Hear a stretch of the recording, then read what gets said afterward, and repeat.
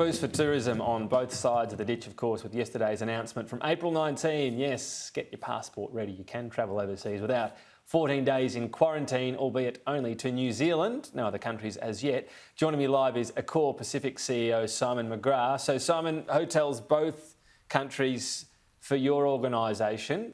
Is this the sort of boost to sort of get things back and viable, or a long way short of that? Yeah, look, it certainly shows a level of confidence in the region throughout the Pacific, and it's a very good step forward. I think the rest of the world will be watching in the way in which we open our borders, and it is that next step forward to what's normal. So in terms of the hotel business, obviously we've had Australians free-ish to travel interstate over the past little while, but a lot of people would not have seen family, so they tend to stay in homes, family, parents, whatever it might be. Is that been the missing part, that even with travel back on the cards, hotel bookings are so much lower, and maybe if people are international, they do stay at hotels? Yeah, look, I think we've seen an encouraging amount of travel recently in the domestic leisure sense, and we've seen, as you would appreciate, the leisure regions, and we saw that throughout Easter and certainly over Christmas, the leisure regions, quite strong occupancies.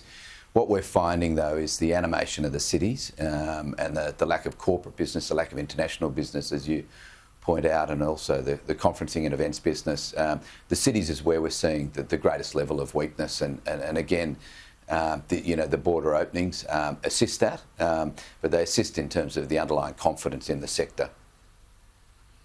So city hotels, are we going to see a real reckoning there? JobKeeper's just ended, that we'll see hotels go bust or downsize, whatever it might be, and there will be a lot of vacancy in CBDs and no one really sure what to do with the buildings? Yeah, look, I don't think it'll be that drastic. I think there'll be enormous pressure in the next 6 months on investors and owners and operators as we start to rebuild those occupancies. There'll certainly be, occupancies that will be well short of being, vibrant businesses. But again, we're seeing quite strong recoveries, and we saw it in the leisure regions, and with the stimulus in the cities that we're expecting from governments and support from tourism entities, and again, the opening of these borders, it certainly paves a good step forward. But there's certainly, no doubt in my mind, the next 3 to 6 months will be a very sensitive period. Right, and so as mentioned with JobKeeper gone, but also the half-price flights, a lot of them focusing on the regions, and yes, these areas need have a huge dependency on tourism, but again, for these cities, they could lose out there.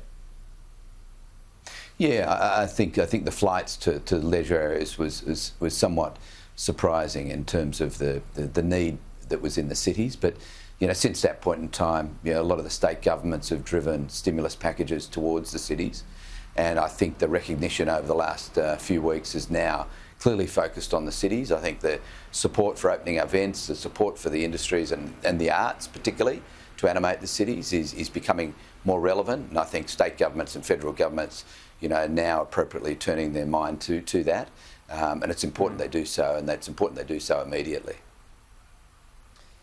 Well, we'll see. I know the sort of testing period, as you say, 3 to 6 months. We might check in again during that period and see how it's all faring. But Simon, thanks for your time. Thank you.